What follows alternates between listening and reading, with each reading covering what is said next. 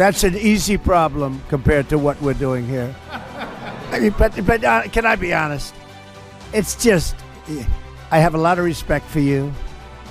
You've always been very nice to me. What a stupid question that is to be asking at this time. We're talking about something else. Can we keep this maybe a little bit? Go ahead, please.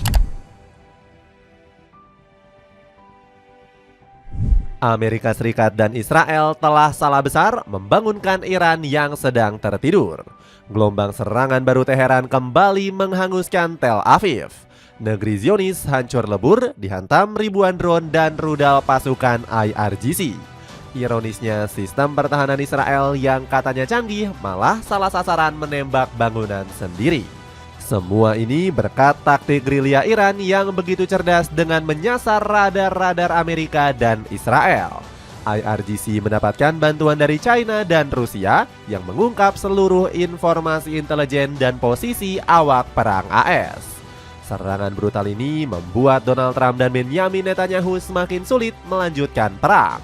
Kehancuran dan kerugian besar telah mengintai dua penjajah tersebut. Di saat Amerika hancur, negara-negara Teluk kompak membelot dan menarik investasi sebesar 2 triliun dolar. Apakah ini bakal menjadi akhir dari kesombongan Zionis? Cetagol coba merangkum Israel Amerika yang dipaksa menyerah melawan Iran sebagai berikut. Serangan tanpa henti Iran bikin Trump Netanyahu kena mental. Serangan Israel dan Amerika Serikat ke Iran bakal tercatat dalam sejarah. Bukan sebagai kemenangan, melainkan blunder terbesar dalam peradaban umat manusia. Donald Trump dan Benjamin Netanyahu mungkin berpikir Iran bisa ditundukkan dengan taktik keroyokan. Sayangnya prediksi tersebut meleset jauh dari sasaran. Rentetan rudal yang ditembakkan garda revolusi Iran telah menghancurkan wajah para penjajah, terutama Israel yang menjadi sasaran empuk negeri para mula. Pihak Teheran menghujani langit Tel Aviv dengan sejumlah rudal terkuatnya. Menurut laporan IRNA, gelombang kali ini menggunakan rudal Khorramshahr 4, Kheibar, dan Fatah. Iran juga menggunakan rudal hibrida yang mempunyai hulu ledak cluster. Rudal induk yang terbang di udara melepas ratusan hingga ribuan submunisi yang mustahil dicegat pihak lawan.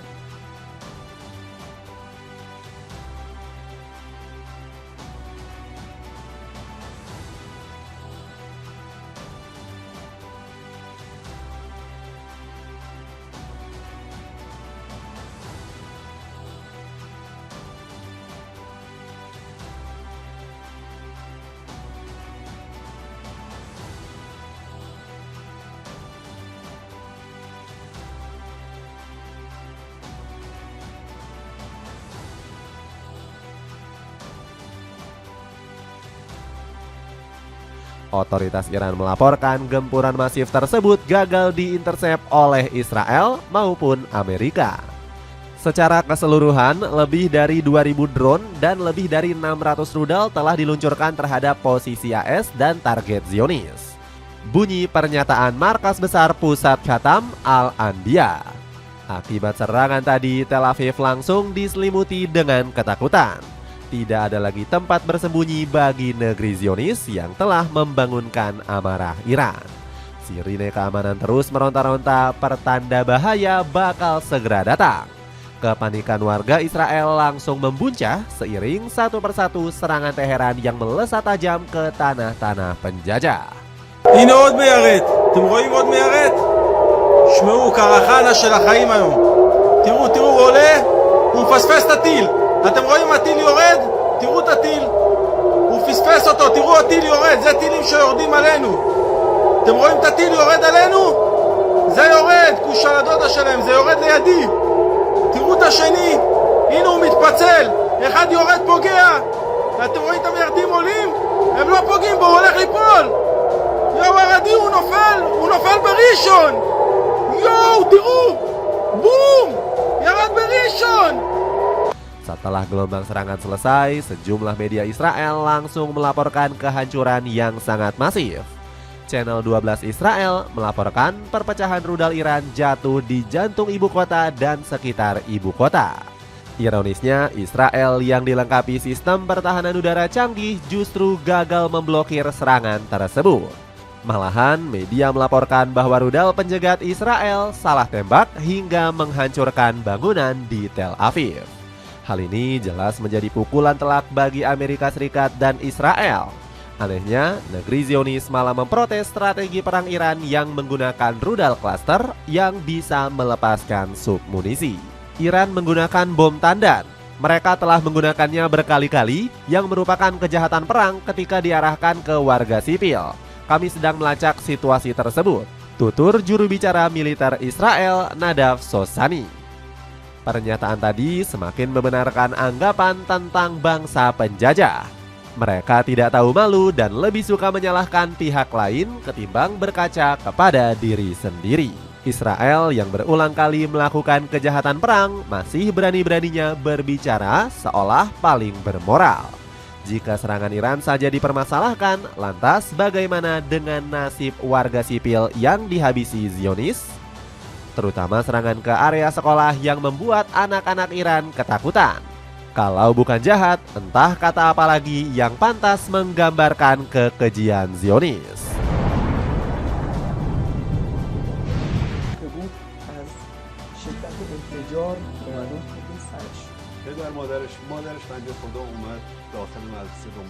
Namun bukan bangsa penjajah namanya kalau urat malunya tidak putus. Meski ditelanjangi dan diserang habis-habisan, Israel dan Amerika malah mengklaim kemenangan sepihak. Menurut mereka, 80% sistem pertahanan udara Iran berhasil dihancurkan setelah menerima 2.500 serangan. Tak cuma itu, pasukan IDF Zionis juga mengaku telah menyerang lebih dari 400 titik. Lebih dari 400 target dihantam di beberapa daerah di Iran, termasuk peluncur rudal balistik dan fasilitas penyimpanan UAV Iran. Bunyi pernyataan IDF. Padahal faktanya Israel terus mengalami kerugian sejak meletusnya perang melawan Iran. Sejumlah laporan menyebut rezim Benyamin Netanyahu harus membakar uang 3 miliar dolar atau 50 triliun rupiah setiap pekan. Hal ini sampai dikritik oleh Ilan Rom selaku Direktur Jenderal Kementerian Keuangan Israel. Menutup perekonomian secara luas akan menimbulkan biaya ekonomi yang besar. Kita membutuhkan solusi yang mengatasi kebutuhan keamanan dalam negeri dan kebutuhan ekonomi setelah 2,5 tahun ekonomi menanggung beban ekonomi yang berat akibat meningkatkan kebutuhan keamanan dan dampak perang. Sudah tidak sanggup meladeni perang panjang melawan Iran. Kesombongan Israel dan Amerika Serikat semakin gosong di medan tempur. Masalahnya, Iran yang sebelumnya diprediksi bakal berdiri sendirian malah mendapatkan uluran tangan dari para sekutunya. Salah satunya China yang dikabarkan mengirimkan informasi intelijen kepada Teheran. Perusahaan geospasial Tiongkok bernama Mizar Vision telah membongkar aktivitas militer Amerika Serikat secara detail. Mulai dari kapal induk, jet tempur siluman, hingga pangkalan udara di Timur Tengah. Bantuan inilah yang diklaim mampu membuat Iran mengirimkan serangan secara presisi. Menurut laporan dari CNN, Amerika juga mencurigai sejumlah bantuan lainnya dari Tiongkok. Sebut saja seperti sokongan finansial, suku cadang, dan komponen rudal kepada Iran. China lebih berhati-hati dalam dukungannya. Mereka ingin perang berakhir karena membahayakan pasokan energi mereka. Tutur salah satu sumber yang tidak disebutkan namanya. Tak cuma itu, dukungan serupa juga diberikan oleh Rusia. Vladimir Putin yang sebelumnya mengaku belum memberikan bantuan untuk Iran, rupanya bekerja secara diam-diam. Dari balik layar, pihak Moskow menjadi sekutu setia yang paling getol mendukung perlawanan Teheran. Menurut laporan New York Post, Rusia merupakan otak yang menyuplai informasi intelijen kepada Iran. Di antaranya termasuk lokasi kapal perang, pesawat, dan aset militer AS di Timur Tengah. Faktor-faktor seperti inilah yang mungkin luput dari perhitungan Donald Trump. Sayangnya kabar tersebut terlambat masuk ke telinga sang presiden. Kini sejumlah pangkalan AS di Timur Tengah berhasil dilumpuhkan. Mulai dari Qatar, Arab Saudi, Bahrain, Yordania, Kuwait hingga Irak. Bahkan militer IRGC memberondong sejumlah titik lebih dari satu kali sampai benar-benar musnah. Seperti halnya pangkalan Pangeran Sultan di Saudi yang kembali dibidik rudal mematikan.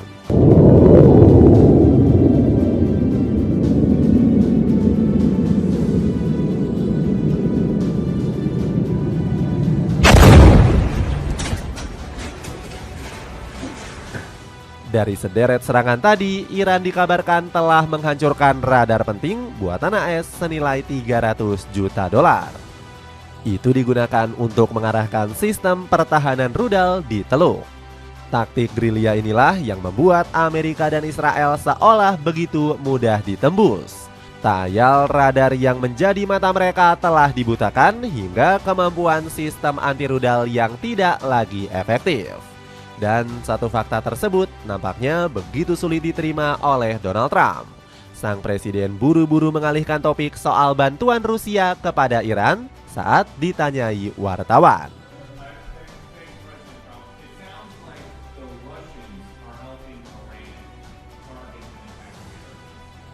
That's an easy problem compared to what we're doing here. I mean, but can I be honest? It's just, I have a lot of respect for you. You've always been very nice to me. What a stupid question that is to be asking at this time. We're talking about something else. Can we keep this maybe a little bit? Go ahead, please. Tak cuman itu, Trump juga masih berlagak sok kuat meski aliansi penjajahnya sudah babak belur. Di hadapan publik, Trump mengaku masih bisa berperang hingga 4-6 pekan.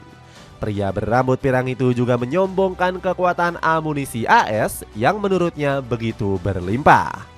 Padahal dirinya sudah diperingatkan oleh Dan Kane selaku Ketua Kepala Staf Gabungan.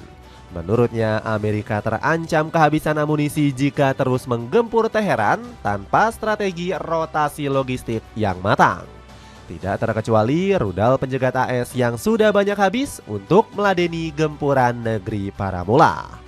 Bahkan Amerika terancam kerugian masif akibat masalah ini. Menurut laporan dari The Independent, serangan ke Iran saja sudah membuat Amerika boncos 210 miliar dolar. Namun Trump yang terkenal dengan watak kepala batu nampaknya tidak mengindahkan hal tersebut. Dirinya melakukan tindakan dengan meminta doa dari para pendeta gereja. We are honored to come before your presence today, lifting up the arms of our president. We pray for your continued blessing and favor to rest upon him. We pray for wisdom from heaven to flood his. Amerika juga tersudut karena sejumlah prajurit dikabarkan tidak setuju menyerang Iran. Pengen sepatu sneakers yang sekaligus bisa dipakai jogging? Cobain sepatu dari Keeping. Cek linknya di bawah ini. Negara Teluk mulai sadar ditipu oleh Israel Amerika. Belum cukup disudutkan sekutu Iran, Amerika Serikat juga mulai kehilangan pengaruhnya di Timur Tengah. Sejumlah negara Teluk yang awalnya membela Paman Sam kini mulai membalikan badan. Menurut kabar terbaru, negara-negara Teluk tengah mempertimbangkan opsi untuk mencampakkan AS. Salah satunya dengan menarik investasi dari Washington. Adapun negara-negara yang ikut ambil bagian adalah Arab Saudi, Uni Emirat Arab, dan Kuwait.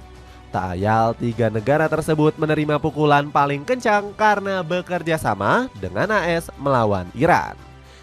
Jika terrealisasi, ini bakal menjadi kerugian besar bagi rezim penjajahan Donald Trump. Pasalnya investasi mereka diperkirakan mencapai 2 triliun dolar atau 33.800 triliun rupiah. Dana-dana tersebut mencakup saham, obligasi, dan real estate. Tanpa pikir panjang, hal ini langsung dimanfaatkan Menteri Luar Negeri Iran, Abbas Araghchi, untuk menyatukan negara-negara Arab. Iran dan negara-negara Arab bersaudara telah hidup berdampingan selama berabad-abad dalam semangat kasih sayang, persahabatan, dan saling menghormati. Para agresor Amerika melancarkan serangan dari wilayah teman-teman Arab kita untuk menargetkan anak-anak dan orang-orang yang tidak bersalah. Tak cukup sampai di situ, Liga Arab juga dikabarkan bakal mengadakan rapat darurat. Negara seperti Yordania dan Azerbaijan kabarnya siap ikut andil dalam konferensi tersebut. Bahkan tetangga Irak yang selama ini berada di bawah cengkeraman AS juga mulai bertindak. Terbukti ibu negara Irak yakni Shahnaz Ibrahim Ahmed menentang keras propaganda Donald Trump yang memanfaatkan rakyatnya. Terlalu sering, Kurdi hanya diingat ketika kekuatan atau pengorbanan mereka dibutuhkan. Biarkan Kurdi hidup tenang, kami bukan senjata bayaran. Mengetahui posisinya terjepit dan tidak bisa apa-apa lagi, Donald Trump memerintahkan Iran untuk menyerah tanpa syarat. Ujaran yang sebaiknya diungkap kepada dirinya sendiri karena semakin tersudut di medan perang. Tidak akan ada kesepakatan dengan Iran kecuali menyerah tanpa syarat. Setelah itu pemilihan pemimpin yang hebat dan bisa diterima. Celana pendek pria untuk pria dan wanita kini turun harga dan sangat cocok dipakai olahraga. Cek linknya di bawah ini. Itulah ulasan Amerika dan Israel yang dipaksa menyerah melawan Iran. Bagaimana pendapatmu? Akankah Israel Amerika mengibarkan bendera putih tanda menyerah? Coba tulis pendapatmu di kolom komentar di bawah ini.